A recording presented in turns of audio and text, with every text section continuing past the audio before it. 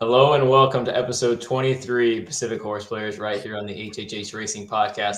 I am your host, Noah Meagher, joined by Ryan Anderson and our new co-host throwing up the San Diego State hoodie that is... Yeah, that's right.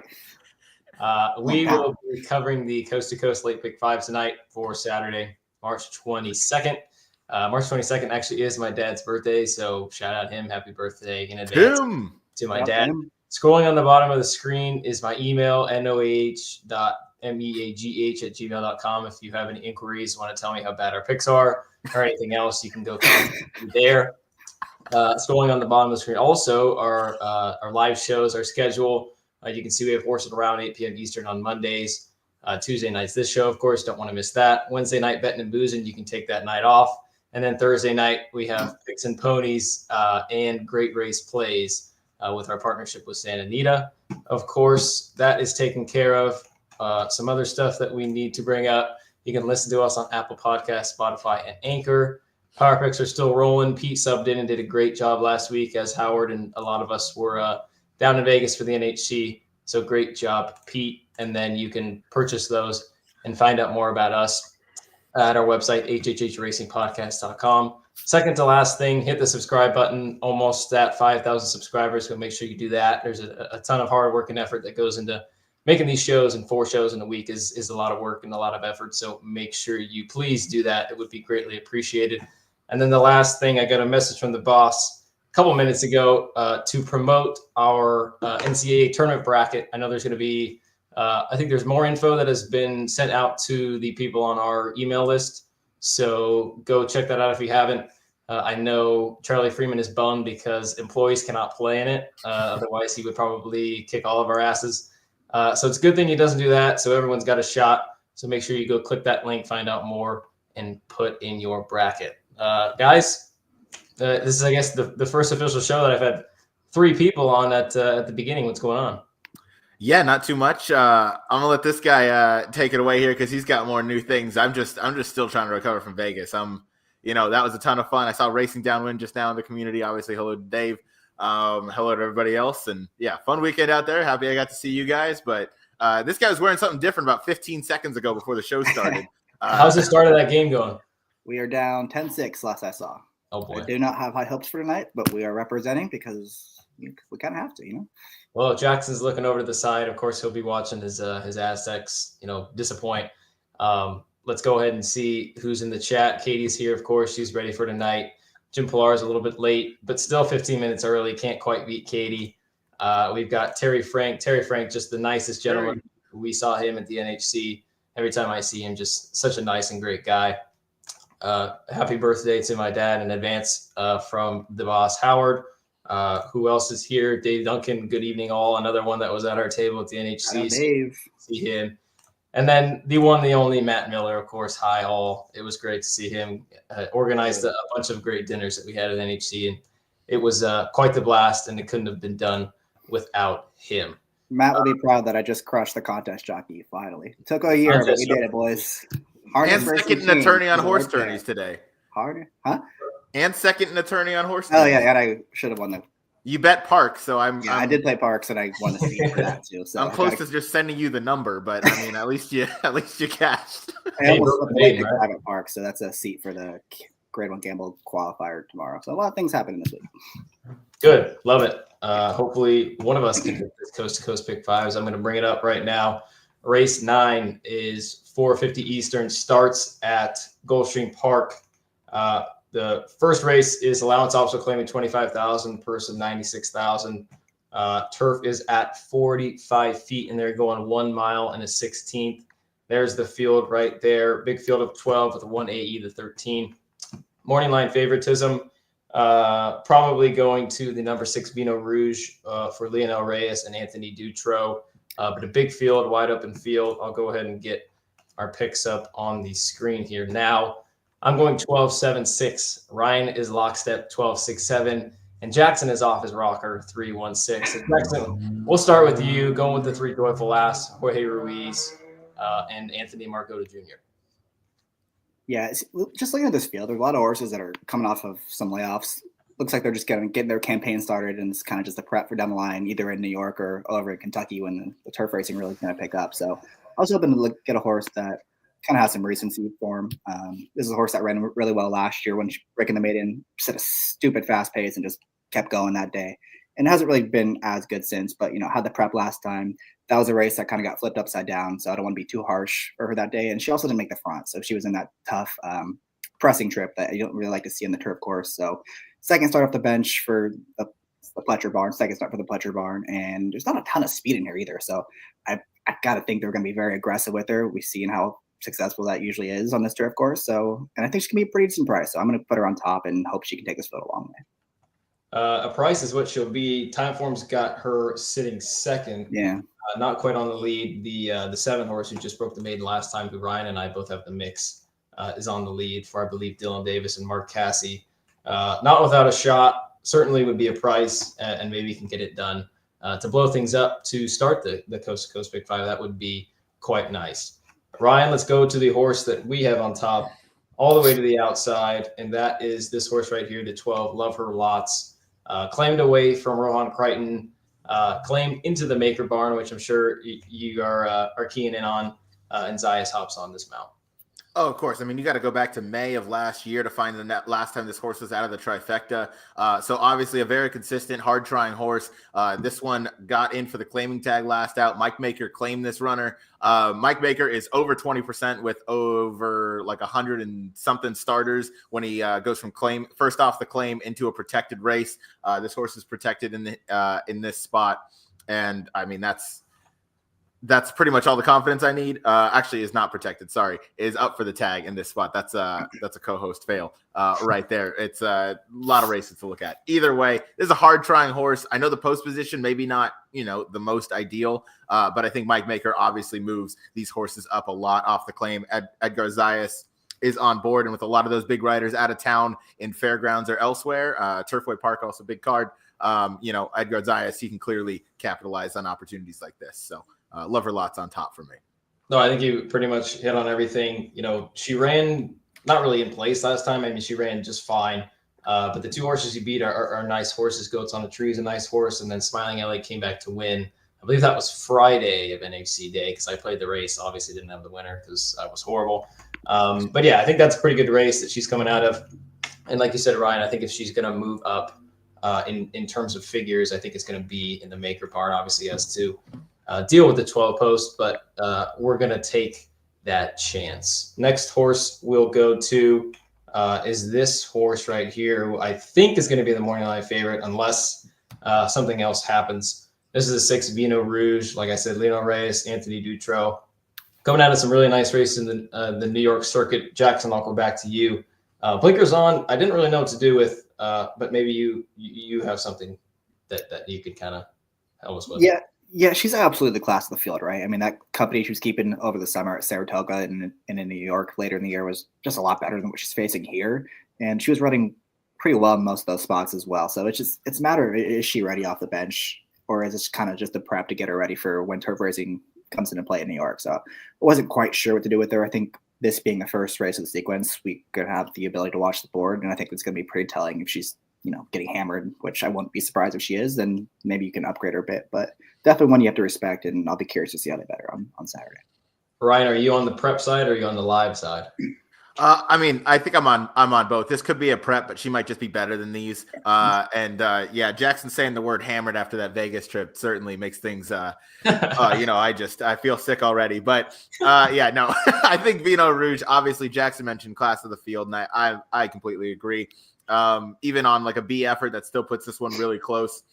And yeah, I mean, Vino Rouge, if she comes back, even as I just mentioned, B effort, that's still going to put her really close at the finish line here. So might be a prep. I think Jackson was onto something with the spring racing, turf racing at Aqueduct coming back soon. But I still think she could best this bunch. I think she's very logical. This is another horse I think you're going to get another price on, Jackson. This is the 1 Biloxi Blues, Rajiv Mirage, James Toner, another one that's just been kind of in for the optional 25N1X a couple times.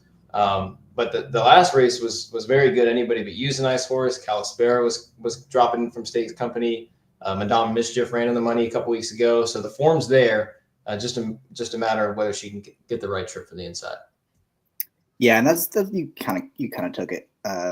Hit all the key points. That was a much better field, and she did not have an ideal trip in that race. She made a very early move down the backside, made the first move into the hot pace, and was wide the whole time, and just got a little tired late. She also got cut off very late. It didn't cost her anything. It cost her probably a length or a length and a half. So it wasn't, the margin is a little exaggerated, but it's not like it cost her the race. So I think you can upgrade that performance. The race 2 back, she was ridiculously wide on both turns, so don't want to be too harsh there. She seems like she's going in the right direction. She's finally drawn well. I think she'll get that good inside ground saving trip we see all the time at Gulfstream, and we're going to find out if she's good enough in the stretch. But it seems like her form is going in the right direction. Yeah, I think I would agree with that. And this is why you watch replays, especially Jackson. This is something that you talked to us about because sometimes the comments are not entirely accurate. Obviously, they say last time she was keen, 4 wide turns, but talking about the races 2 back where she had a little sneaky trouble, I think is where you can kind of find some prices. Right. Last horse we'll touch on, and the horse that they've got projected on the lead is this horse, the 7, Without Cause. Dylan Davis, Mark Cassie was a victor last time and finally got her picture taken, Ryan.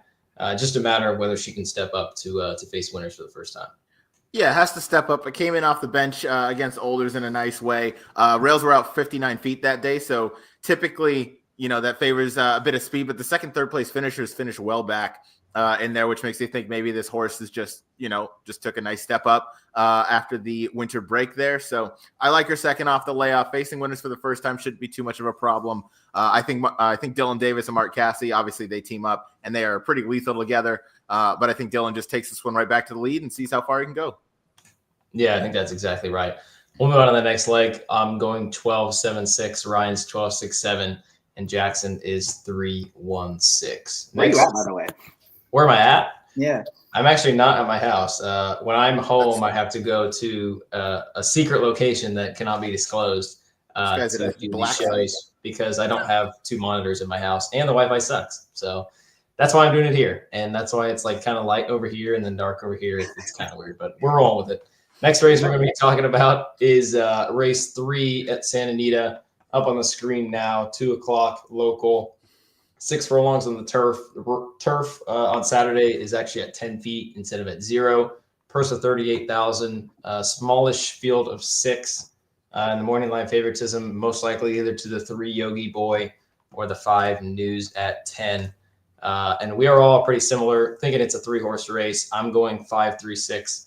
Ryan's going 3-6-5, and Jackson going 5-6-3. Jackson, you're with me. Oh wait, no, Jackson, you went last time. Ryan, let's go with you because you're the odd man out. You're going with the 3 Yogi Boy, Hector Barrios, who is the best turf jockey in Santa Anita. I'll add that, and Mike Pipey. Yeah, Hector Barrios is the best off of raw ability, if you will. But yeah, Yogi Boy came out last time out off of a almost, what is that, like a 16-month kind of layoff. Fired really nicely for Mike Pipey. Was just second by a neck, gets in here, blinkers off for the occasion, should step right back up. Also worth mentioning, Juan Hernandez, Umberto Rispoli, Flavian Pratt, all out of town this weekend. Hector Barrios on the grass. It's his race to lose no matter who he's on. So I'm taking Yogi Boy here. I think his form fits. Second off the bench makes a lot of sense. Was favored off that long layoff and only lost by a neck. Comes in here. He's protected second off this layoff for Mike Pipey. I think all systems are go, and I think he wins. There's something I wanted to bring up, Jackson, and maybe this is the reason why you've got him in third. There's a point in the race where Hector finds himself in a really good spot here, and then at some point, I believe it's right about here. Yeah, he asks a little bit, gets to the inside and makes a middle move into what seems like a hot pace. To me, I don't really think it meant all that much, and I feel like people are gonna maybe over-exaggerate a little bit. I still think he lost on the nose. With that being said, can certainly improve second time. I'm sure you watch this replay. I want to hear your thoughts about what you saw here and what you think about this horse in general. No, I thought it was fine. I mean, Look, I'm always going to prefer my jockeys to be over aggressive rather than too passive. And if he sensed he had a chance to win the race right then and there, I don't blame him for trying to take it. It just didn't work out for me with this horse. It was more just this is a much tougher spot. That was a restricted claimer for non-winners of 2, and now he's facing horses that have been facing tougher, and he's been facing a horse in the 5 who was facing much tougher. So this is a step up in class for sure. It's probably a good sign that they are facing him against these horses and bother protecting him, but I just think he needs to improve a lot more to be competitive in this spot. Yeah, and you're with me on this horse, the 5, News at 10, Abel Liscano, John Sadler. And to your point, this is a huge drop in class from optional 50 N1X down to what I'm not sure what the level is, but I know it's a big drop in class. The numbers fit. I think the reason that you should get somewhat of a price is you see 0 for 4 at Santa Anita, only 1 for 13 on the win end. And like I said, I think the class is just going to carry him. Yeah, and it's not like he's running bad. He was 4th in 3 of those starts, and those all came against way better. The race 2 back, he was stuck on the rail in a 12-horse field against better, ran perfectly fine there. And then last time he was chasing a loose leader and ran 4th in that spot. And no reflection would be 2 to 5 in this race. And yeah, I know Ryan's a big fan of that horse that got 3rd, and Tom Horn's also a really good horse for Miotti. So, he's drawn well on the outside. He has enough tactical speed, and he's just the best horse coming out of the best races with a jockey who's much better than Armando Ayuso on the grass. So I'm a big fan of this horse, and I will be singling him in the sequence. I knew you were going to say something like that. Last horse that we think can win the race, or at least a win contender, is 6, Travel and Show. Ryan, back to you because you've got him in second. He beat the 1-horse Bolt Supremacy last time, ran just fine. He's got back-to-back seconds and 3rd off the layout for Craig Lewis. Yeah, first things first, welcome back, Kazushi Kimura. Good to see him back in the saddle. He's immediately jumping Armando Ayuso on turf jockeys on the West Coast. Yep. He's going to be second best this weekend with everybody else out of town, but I'm excited to see him back. Go ahead. He will be your leading rider at the Dumb Army. There we go. That's okay. I could see it. Anyway, KK rides great. So I'm happy to see him back. Obviously, he was out for a little bit of an injury, but Travel and Show makes a lot of sense in here. 3rd off the bench, pretty much paired up those buyer tops in his last 2, which obviously I always got to shout out the guy below me because he's the big proponent to that one. But both those efforts fit nicely. He just fits in here. Schwartzmeyer, yeah, that's close. And Private Gem, both of those are very decent horses. They both like to win. So I think Travel and Show makes a ton of sense in here. And I'll even say you get a jockey upgrade on the turf going from Hernandez to KK. So give me Kazushi to win this 3rd race. I'm at least going to go 2 deep here in my coast to coast. Yeah, it's probably a 3-horse race. I think we've got it pretty much covered. I'm going 5-3-6. Ryan's going 3-6-5, and Jackson is going 5-6-3. Back to Gulfstream Park for the 3rd leg of the coast to coast. As I scroll down, 3rd leg is race 11. This is a very tough main special weight race, a race that I spent quite a bit of time, more time than I thought on. Mount is 16th on the turf. Again, rails at 45 feet and another big field of 12. Also 1 AE all the way to the outside and 13 gifted by design. But again, big field of 12. Picks are up on the screen now. I'm going 9-12-1. Ryan's going 8-12-6. And Jackson is going 6-9-10. Jackson, I'll go back to you this time. You're going with a horse I believe you liked quite a bit last time when we covered Coast to Coast. That's the 6 Gold Channel for Joe Bravo, George Weaver, who's making his 3rd start of his career. Yeah, I'm with you in this race. I thought it was really tough. There's really not a lot of form to go off of. I tried to watch some workouts. There wasn't a whole lot, and the ones I did find didn't look very good. So I wanted to go with the horse that has the experience edge in this race, and that's number 6, Golden Rocket. Just comes Golden Channel. Sorry, Buzz Rocket is right side of him. Golden Channel. Just seems like he's coming out of a good race. After Taxes is a pretty quick horse, and he was doing the dirty work of pressing that one last time. And just didn't quite work out in that spot. But, he's After Taxes is a good horse. Tomasello seems like he's a pretty good one too. So I think if Golden Channel can get the lead in this spot, and I just don't think there's a whole lot behind him. It feels like we're at that part of the meet where a lot of the good turf horses are starting to make their way to Keeneland and to New York. So this field doesn't seem that strong. If he can get to the front end like he did in the debut, I think he can take this group a long way. And their start of the career should be a peak performance. Ryan, I'll let you add on because there's something I want to mention with this horse, but you've got him 3rd. What's I have him in third. This horse can win for sure. It's certainly the horse with enough experience, and certainly the one that is going to be forward and kind of getting the best shot to win. I just couldn't pick this horse on top, at least not for me, just off those last two efforts. I thought, didn't have much of an excuse. So I wanted to go a different direction. But yeah, I think Golden Channel certainly deserves a look. And I respect it enough to have this horse in third in a pretty difficult race. If there's one horse that I'm against in this Pick 5 sequence, it's this horse right here. I thought he got the dream run, got an easy lead first time out, and backed up. The King of Ashes race was completely overrated. Got a perfect trip last time, and after taxes, just obviously wired him. But had no excuse. He had every chance to go by and didn't go by. Now you think he's going to go from 7.5 to a mile 16th. I don't buy it. I'm against him. He's going to be a short price. I don't even have him on the ticket. I don't like him at all. Jackson, you're smirking. I don't know why. Fine. Like it? No, we see it very differently, but that's okay. That's over here. Okay, that's fine. Let's go to. You're wrong, but it's okay. I'm what? I said you're wrong, but it's okay. Okay, that's fine. I can accept being wrong. Yeah, exactly. 12 Egyptian. Ryan, you've got this horse in second. I've got this horse in second too. I think this is the race. If anyone's coming out of a live race, I think it's probably this one. Let me go ahead and bring up the chart here. I believe there's 3 next out winners. Yeah, Wakan came out next time and won. Governing Party came back, and then I'm Due is a horse that I was a fan of 2 back. Charlie was a fan of for probably his whole career. But yeah, I thought that was a pretty live race. Was wide throughout. Just kind of ran in place, but certainly with the first time gelding, first time Lasix can improve. Yeah, ultimate equipment change. Obviously, you get first time Lasix, a little bit of a break. This horse comes back. Post position 12, a little bit of a concern. And then, some jockey switching, but I don't look too much into that. Lionel Reyes, certainly, a capable rider out there. They team up with, he does with Brendan Walsh pretty successfully with almost a $4 ROI off a few wins there from not too many starts. So I think this one makes a lot of sense. I think you can poke a lot of holes in what Golden Channel or Golden Channel does. Golden Rocket or English, whatever. Anyway, so I think the number 12 Egyptian makes a ton of sense. Gonna have to overcome the post draw, but a horse I like here because we just haven't seen too much of him yet. Jackson, even though you're wrong about the winner, I think you're right about your second choice with this horse, the 9-13 Colonies. I'll let you start. This is a second time starter for Philip Antonacci. Obviously, I like him, but what do you like about him?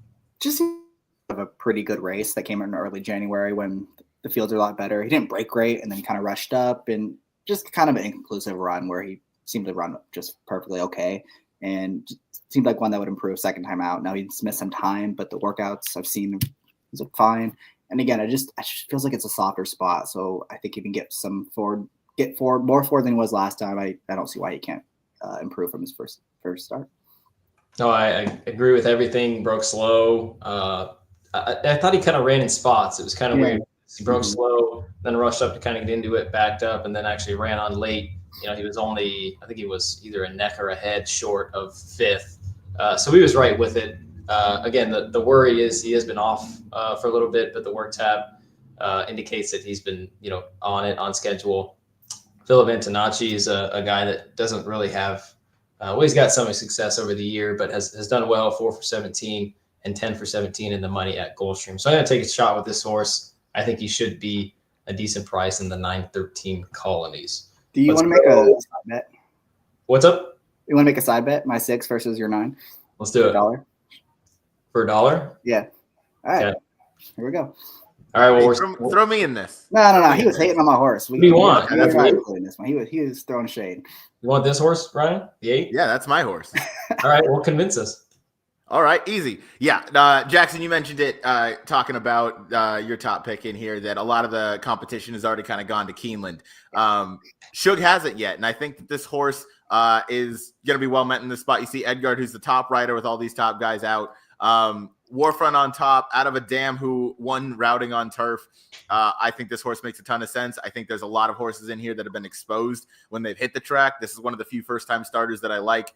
And this one, only a $200,000 purchase. I shouldn't say only, but that's right in like Shug's wheelhouse with those, $150,000 to maybe $400,000. It's really like kind of where he succeeds. the most, and he's had a really hot meet. I think this horse is going to make a ton of sense. Gets Lasix for the debut, has some good works going, 3, 4, 5 back.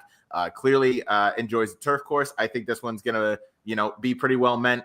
And just, again, it's kind of just playing against all the other horses in this race. I need a fresh face in here, and I think this is the one I want. I respect the pick. Unfortunately, I have 2 negatives.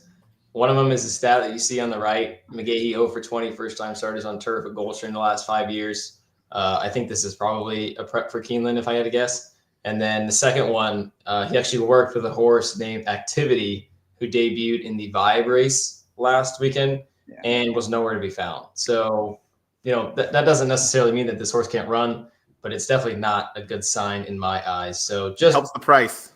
Does help the price. Just upping the price for me. Couple of negatives, but I think it's a good thing that Zayas hops on first time, because at this point, with the other jockeys gone, he's kind of, first call for a lot of these trainers at this time. So that's the 8. Let's go 2 to the outside. We jump the winner. And we're going to the 10, Dawn Dragon. This is a third-time starter for Bill Mott, Miguel Vasquez, and you got Mott going turf to turf, something that you always got to pay attention to, Jackson. Yeah, he's a little interesting. He's coming out of, the debut race. Obviously, I'm very, very high on Tappan Street, and that main race as a whole, there's been a lot of good run backs from that one. And then he ran fine that spot, ran kind of evenly. I was going 7 furlongs, spread from the rail. Very encouraging start. Last time didn't run quite as well, going to the 1 1/8, but he did close, and it's tough to close going 2 turns at Gulfstream, so don't want to be too harsh on him to try on the grass for the first time. Little bit, I think there's one sibling that ran well on the grass. Not really many have tried it, so I wanted to give him a look. Getting Ryan's favorite jockey, Miguel Vasquez, in the saddle can't hurt, and he seems like one that's going to be one of those middle prices in a race that looks pretty wide open. Jackson, I don't have this in front of me. Is this true? Tar Heels are smashing San Diego State. Dude, we're terrible. I expected this. That's why I'm here, not like somewhere else watching the game. If we won, great, but we're yeah. Yeah, no, I like it. I think another horse that can certainly run big at a price, maybe a horse that you could key underneath. I think the only horse that we haven't mentioned that is in the top 3 is this horse right here. This is the one weaponized first-time starter. For Brad Cox, $650,000 purchase at the Keeneland September sale. Funny that I know this. Fun fact: In Theory Racing is actually a branch of Resolute Racing, so I'm very familiar with this ownership group. Resolute Racing had a winner last weekend, Verifier, who just completely ran off the screen at Colonial.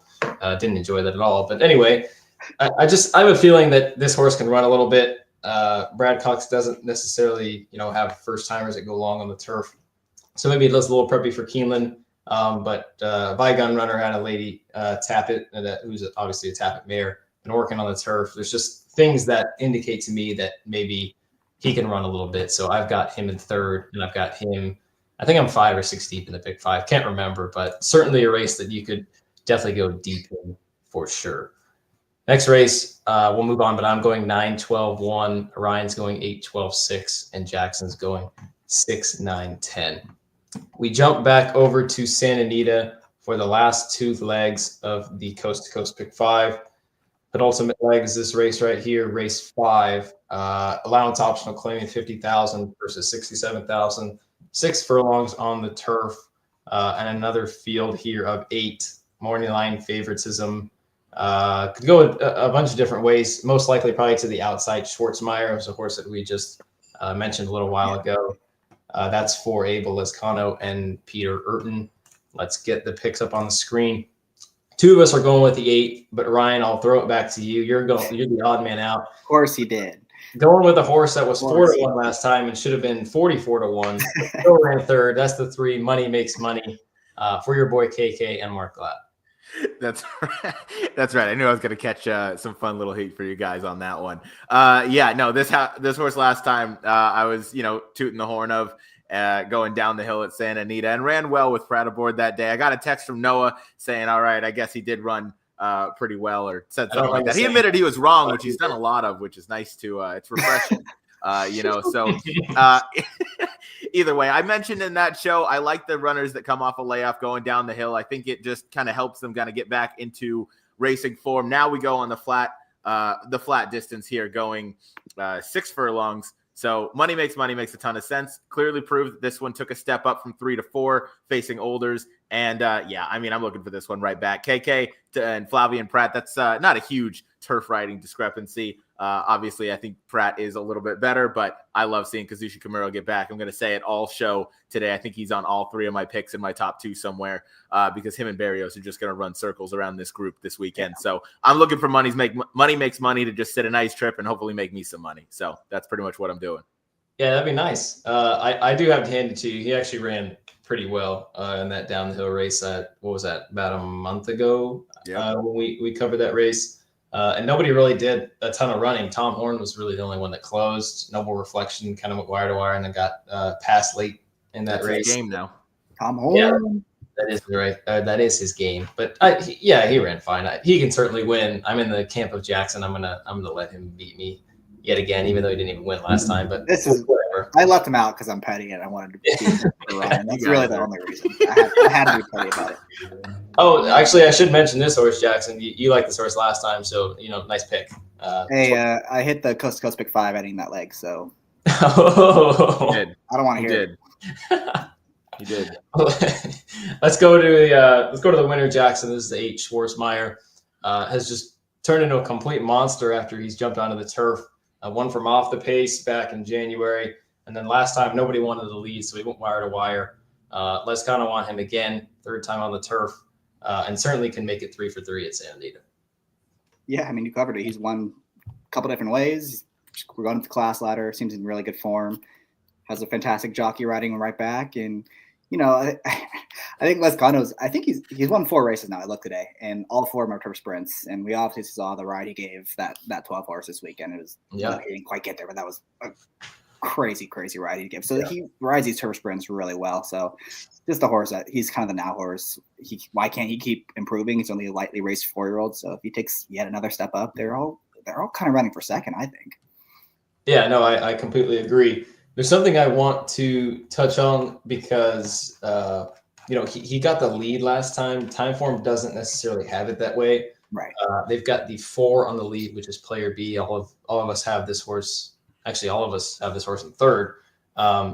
Who it was a little weird because in that race, I'll just start talking about Player B a little bit. Player B was mostly a speed horse.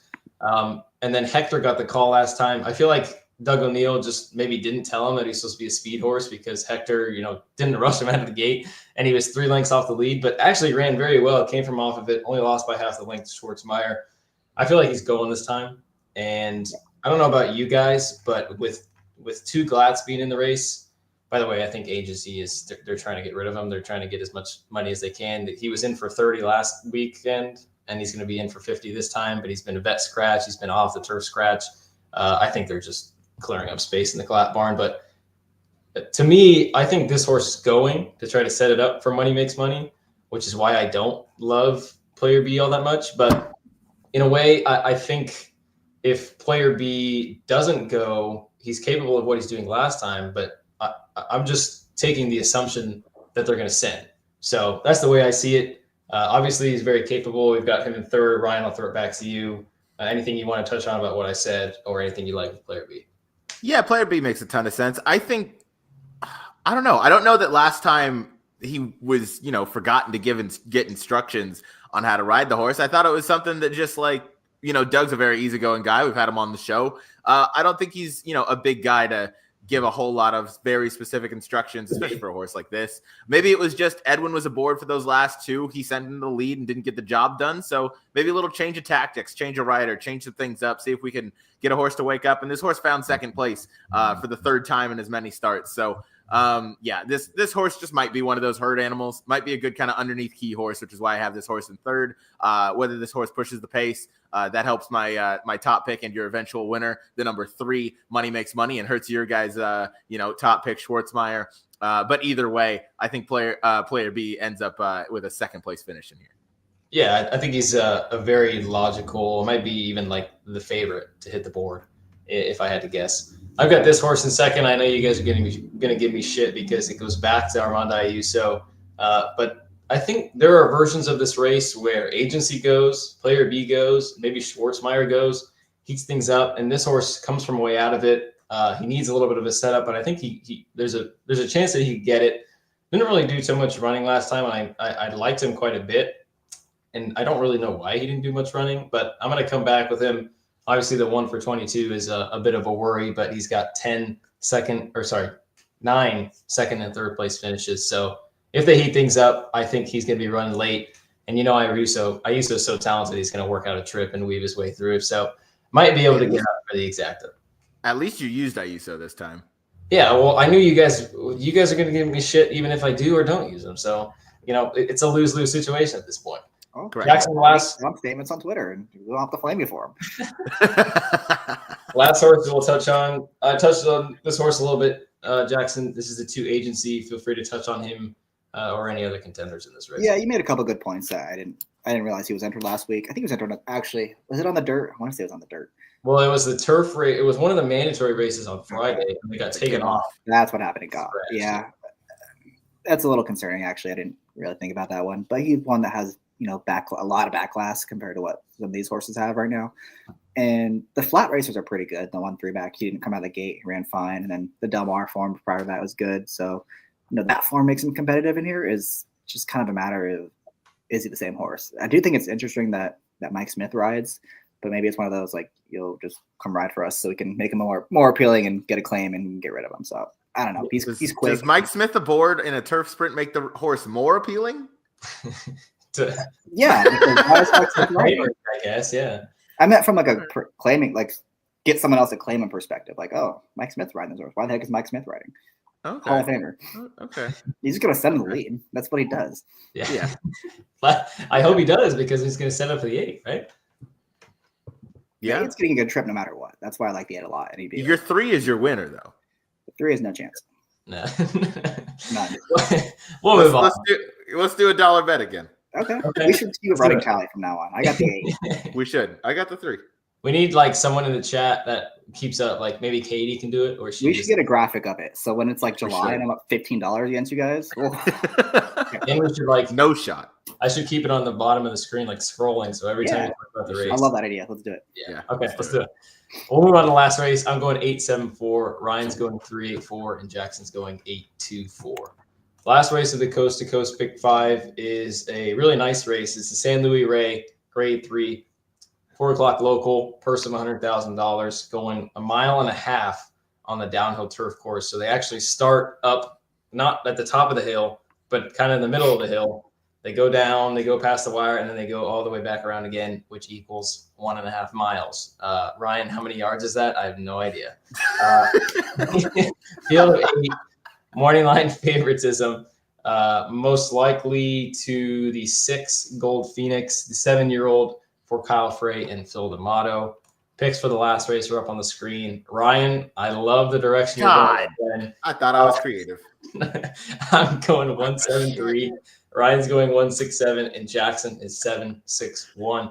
So Jackson, we'll throw it back to you. I know you're not really paying attention, but you're going to talk first. That's with the 7 Divine Propos for Ricky Gonzalez and the other Phil D'Amato run. Yeah, this is a horse that is kind of similar to one of your favorite horses we just talked about in the other show, Resolve for Leonard Powell. Mm-hmm. One of these days, this horse is going to get a good trip. I don't know when it's going to be. Maybe it's finally today.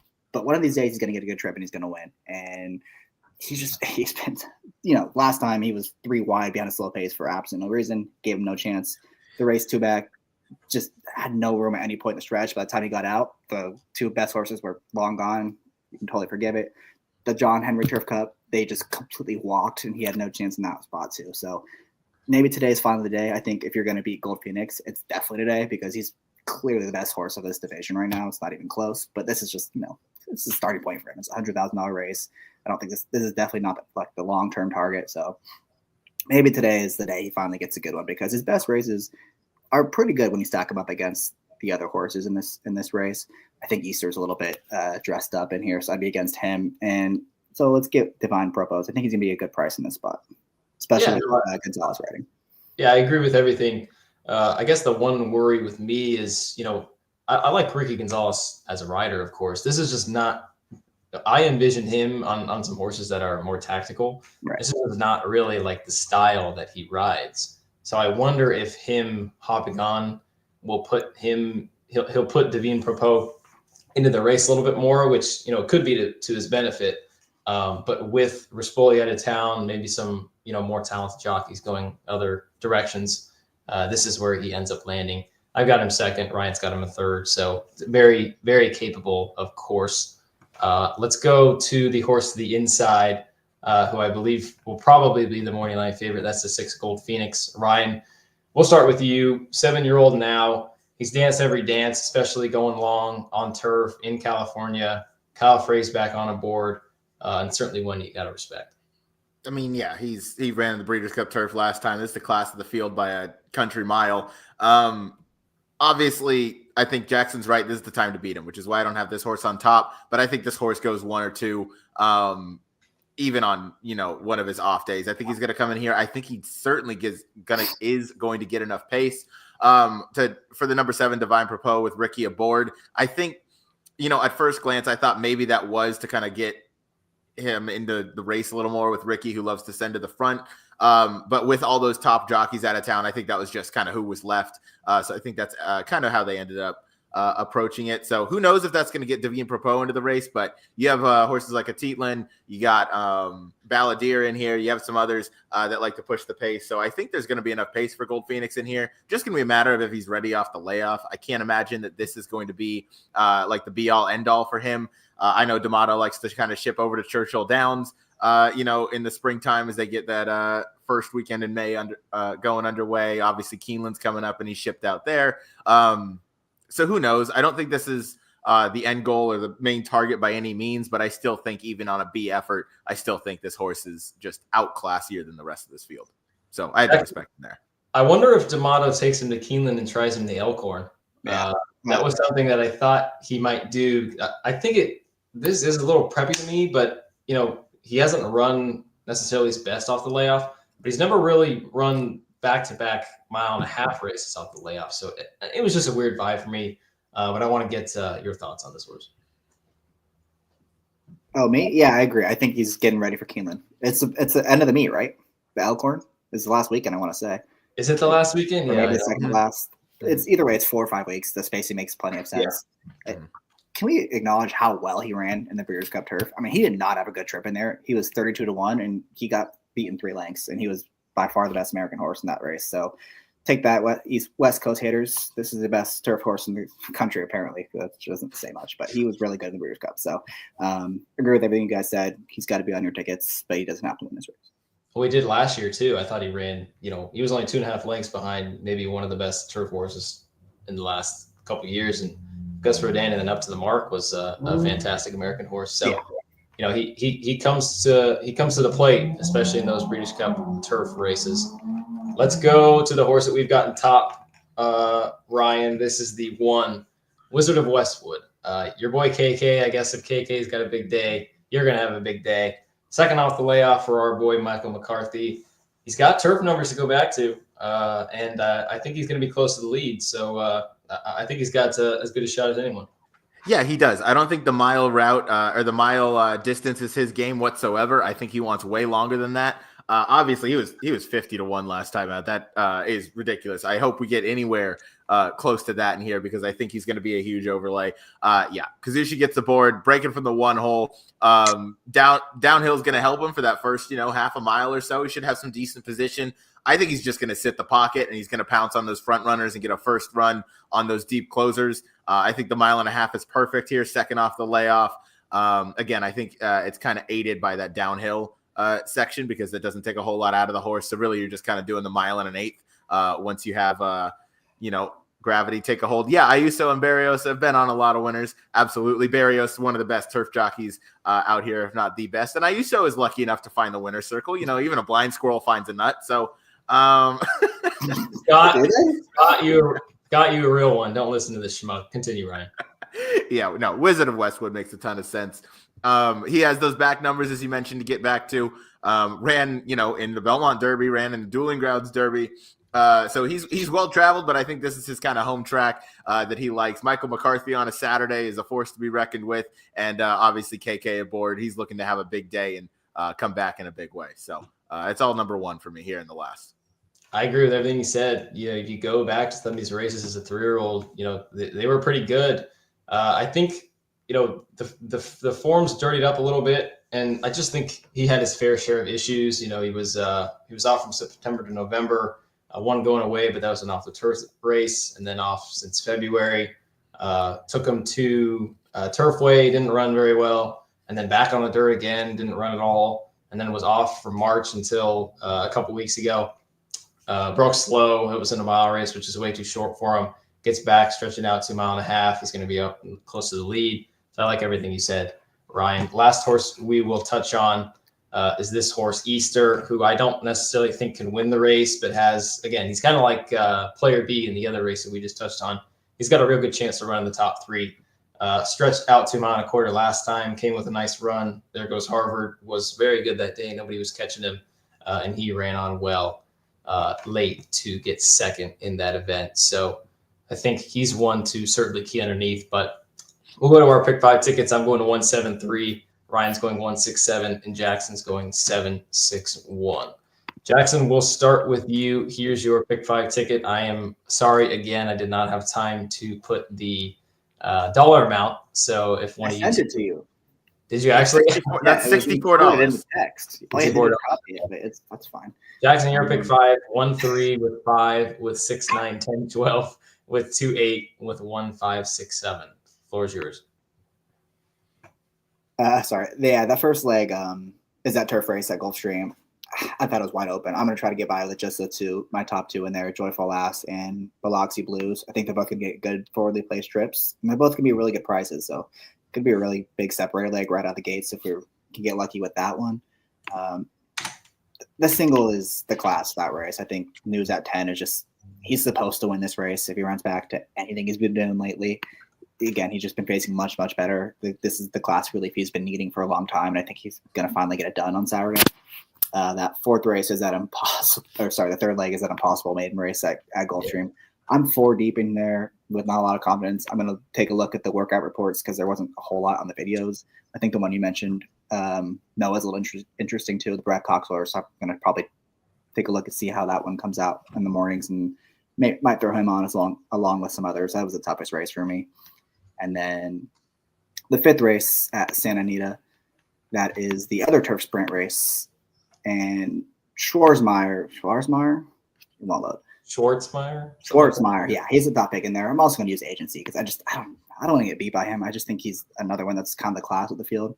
On his best effort, he's just way better than those. Is he the same horse? Probably not. But even if he's 90% the horse he once was, he could still be competitive in there. So I want to use him. And then just going to be spreading that last race. I went 5, 6, 7. 1, 5, 6, 7. Used the McCarthy horse you guys both talked about. I have the other 2 D'Amatos trying to beat Easter in that race. And then I also used another one we didn't talk about. That was Midnight Mammoth, who, the only time he ran a marathon, he just ran off the screen. I don't know where that came from. I don't know if I'm supposed to believe in it. I don't know if he can do it on turf, but he's finally going the right direction off of the long layoff. So I want to use him at a big price too. No, I like it. Midnight Mammoth, I think that was back in over the summer at Del Mar, and Reincarnate was a big favorite, and Reincarnate didn't run at all. Yeah, I had pick 5 going to a 1-9 Baffert, and I got smoked, and I will never forget it. But yeah, if he can certainly get back to that, I think that's a great one to consider. Include him on the pick 5 ticket, and as you'll see later, I love the single, so I think it's a great ticket. Good luck with that. Ryan, will go to yours. Yours is 6, 7, 9, 12 with 3, 6. So it doesn't have the winner like to. And then 6, 8, 12, 3, 8, and then a single on the end, Wizard of Westwood. It's a ballsy single, my guy. Yeah, I love a good single, especially in a difficult race like this. I want to separate myself, so I'm going to go with the 1. I'm going to go with KK at the bookend there. But to start off, I'm going 6, 7, 9, 12. That's a difficult first race. I threw in the 9 Escape Room, decent closer. So if that thing melts down at all, Joe Bravo and Jose D'Angelo are going to be coming from the clouds. So I'll throw the 9 on my ticket there. Other than that, it's my top 3 picks. Next race at Santa Anita, I went 3-6 Yogi Boy for Hector Barrios, going to run them off their feet. But just in case, I threw in the number 6 Travel and Show because I think that one fits as well. News at 10 should be the winner, but that horse just doesn't like to win. So he's not going to be on my tickets because I like to win. So next leg, I'm going 6, 8, 12 in a hard race at Gulfstream Park. I am going to use Golden Channel, Golden Rocket, Buzz Channel, whatever that horse's name is. Going to use the 8. First time starter for Shug McGahee, then going to use the 12. I think those are the 3 most logical ones in there. Following race, I'm going Money Makes Money with the number 8 Schwarzmeyer. I think both of those are logical. I know I was joking around with y'all on the 8, but that certainly makes a lot of sense. Probably going to trip out, but I do want to throw the 3 in as my top pick in the race. And then, ending it with Wizard of Westwood without a doubt. Obviously, if I'm alive to this point, it should be for a nice little price, and I'm absolutely going to play KK and McCarthy on this Saturday, second off the bench. I think that horse maybe doesn't make a ton of sense looking at face value, but if you dig a little deeper, has some races to get back to. So that's going to be my nightcap pick to end it with a nice single. Jackson, I think Ryan's ticket embodies the Money Makes Money, the name, because that would pay certainly with the single in the last. So good luck with that. Viewers, you can go. My ticket 6, 7, 12, singling the 5 in the second leg, same as Jackson. 1, 3, 4, 9, 12 with 3, 7, 8 with 1, 7. I've got my top 3 choices: the Meagher, Vino Rouge, and the Cassie horse that projects to be on the lead. Singled the 5, same as Jackson. I think it's a big class drop for the Sadler horse, so I've got him singled. 1, 3, 4, 9, 12 in the difficult maiden special weight race at Gulfstream, and got my top pick, the 9, and then a bunch of others, even the 1, the first time starter. And then next race, 3, 7, 8, that's Schwarzmeyer. Dancing Rinka with Ayuso is going to run huge, of course. And then the 3, I can't remember who the 3 is, but those are my top 3 picks. I've got those 3 covered. That's Money Makes Money. You used them? No, I thought Money Makes Money was a 4. No, he's a 3. Oh, crap. It's supposed to be the 4. I wouldn't include that. I'm glad I said something so you don't throw everyone. I want to use horses that can't win. Oh. Yeah, exactly. The 4 is Hector. You guys are ridiculous for this. Yeah, there you go. Hector horse 4, 7, 8, and then in the last race, Wizard of Westwood, and then V Propo to finish it off. A little expensive, but there is a $100 budget. I don't know if you guys knew that, but $100 budget, $90 fits within that. So that's what I'm going to play, and that's what we're going to roll with. So good luck to me. Final thoughts as I put the final banner up on the screen. Jackson, can we get a score update from you? It's a lot too little right now. They just hit a buzzer beater to make it even worse. So you know what? It's a comeback time. Ryan, final thoughts. Don't need to talk about that disgrace of a game. But what we should talk about is the show you guys did earlier on today, and then other shows that you got going on this week. Yeah, without a doubt. Jackson and I, about 10 minutes before this went live, we just wrapped up going through races 8 through 12 with Tony Kalo over on the Gallop Out YouTube channel for this week's episode of Get Bucked. That was a ton of fun. Tony's a super fun guy. He gave us a lot of great insight. He's obviously razor sharp as he spends the majority of the time up in the booth, but he walked through, preps for a race day, especially with a day like Saturday with 165 runners through 13 races, but then just had such sharp analysis through every race. He was pretty much doing everything just off the top of his head. But it seems like Tony Kalo and the King of Turfway below me agreed on quite a few picks. So I'm looking forward to Saturday. They certainly inspired some confidence to maybe alter my picks and include a few horses that weren't originally on my ticket. So definitely a lot of valuable info to go check out. And then tomorrow, it's me, Jackson, and Kaylee over on Big Hoof Energy. We're going like 4 p.m. Pacific, 7 p.m. Eastern. Seems about right. And sequence, stay tuned, but be sure to tune in. It's over on the Gallop Out YouTube channel, but ton of fun. It's like around that time? Yeah, it's around that time. Daylight savings, CPT, whatever you got. It's going to be around that time. Okay. Schedule still messed up in Vegas, so we'll figure it out. It is. It's all bad. Yeah, I've been messed up. I finally got some sleep last night. So you're also jet lagged. That does not help either. Yeah, no, that was horrible. I was like out till midnight the first night I got in, which is actually 3, and then couldn't sleep because Kyle was in the room. You guys know, didn't get much sleep the next night, so it was rough. But it was a hell of a weekend. Go check those shows out. Go check out our shows.